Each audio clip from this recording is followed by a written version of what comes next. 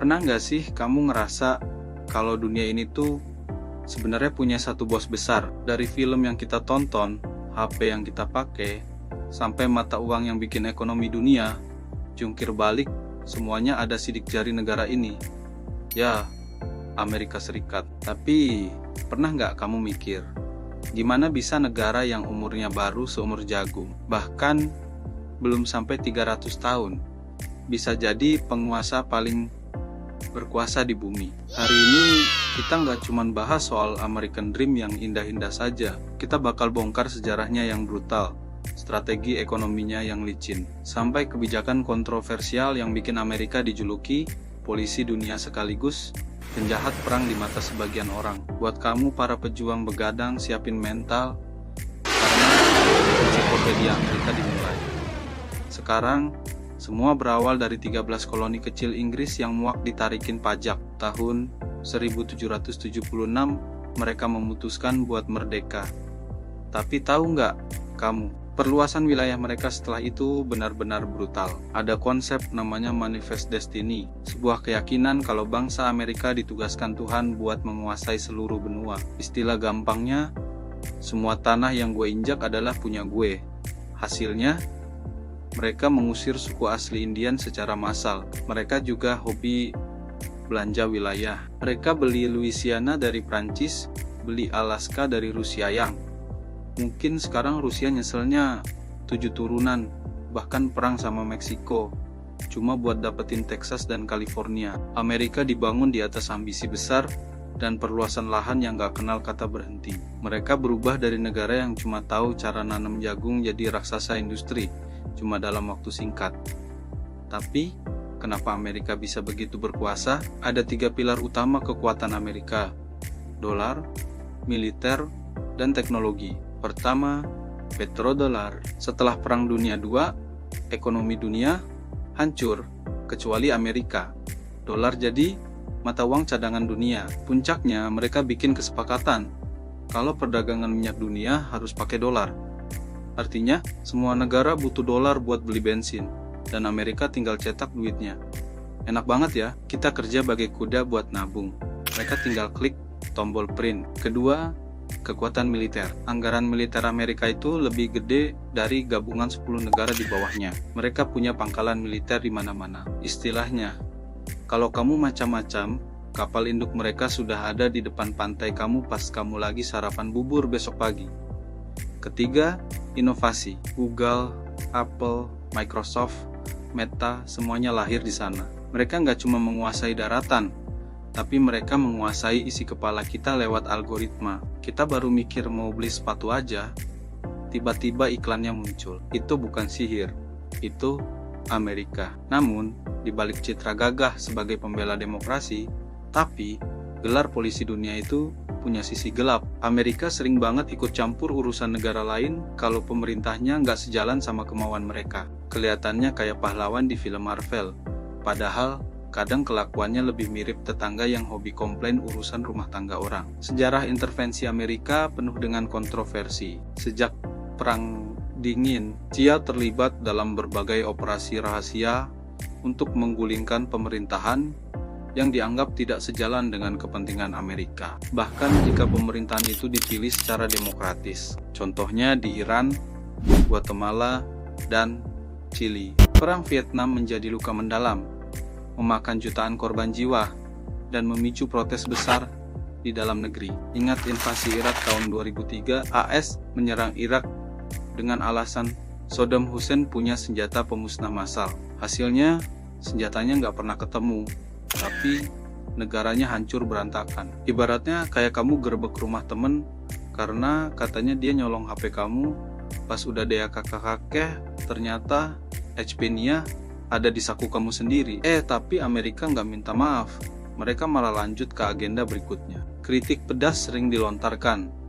Apakah Amerika benar-benar menyebarkan demokrasi atau hanya mengejar kepentingannya sendiri, terutama sumber daya alam? Tindakan-tindakan ini meninggalkan jejak kehancuran dan ketidakstabilan di banyak negara, membuat citra polisi dunia terlihat lebih seperti preman dunia di mata sebagian orang. Mari kita lihat studi kasus yang lebih baru. Venezuela, kenapa Amerika Serikat gatal banget pengen ngurusin politik di sana? Jawabannya simple. Minyak, Venezuela pemilik cadangan minyak terbesar di dunia, bahkan ngalahin Arab Saudi. Tapi pemimpinnya, Nicolas Maduro, adalah musuh bebuyutan Amerika. AS melihat ini sebagai ancaman bagi dolar mereka.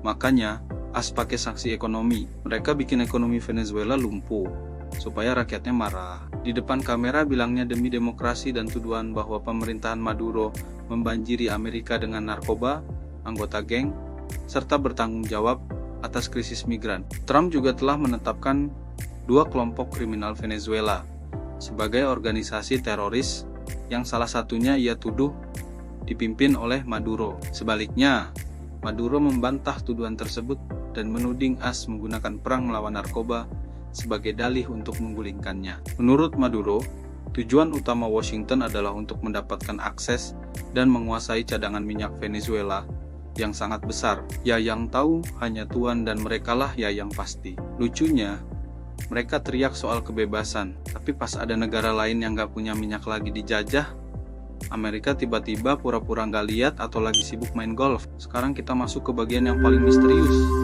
Deep State dan standar ganda. Istilah Deep State merujuk pada jaringan informal birokrat, intelijen, dan elit militer yang diyakini punya agenda sendiri dan bisa bekerja di luar kendali presiden yang terpilih.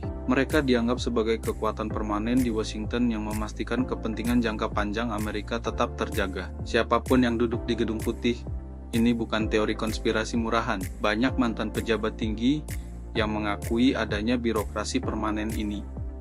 Lalu, ada masalah standar ganda. Amerika sering mengkritik pelanggaran hak asasi manusia di negara lain. Tapi di sisi lain, mereka punya catatan sendiri seperti penjara Guantanamo Bay atau perlakuan terhadap whistleblower seperti Edward Snowden. Mereka menentang invasi negara lain, tapi sejarah mereka sendiri penuh dengan intervensi militer. Standar ganda inilah yang membuat banyak negara lain sinis dan tidak percaya pada retorika Amerika tentang moralitas dan hukum internasional. Ya, ibaratnya kayak orang yang jualan obat batuk, tapi dia juga yang nyebarin virusnya supaya dagangannya laku. Hihihi, bercanda kok.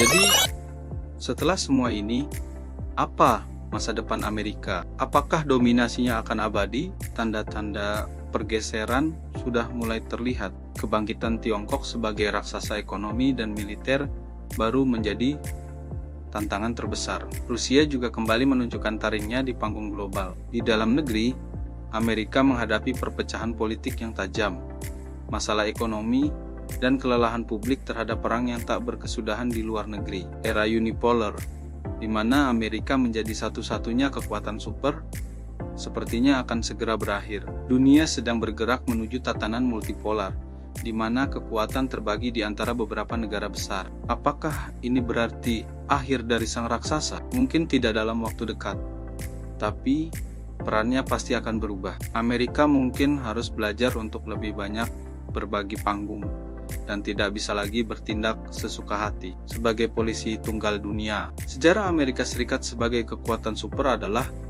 cerita yang kompleks, penuh dengan kemenangan, tragedi, idealisme, dan kemunafikan. Perannya sebagai polisi dunia telah membentuk dunia modern kita, baik atau buruk. Memahami perjalanan ini penting agar kita bisa lebih kritis melihat dinamika politik global hari ini dan masa depan. Terima kasih sudah menyimak sampai akhir. Apa pendapat kalian tentang peran Amerika di dunia? Tulis di kolom komentar ya. Jangan lupa like, share, dan subscribe agar tidak ketinggalan video menarik lainnya. Sampai jumpa.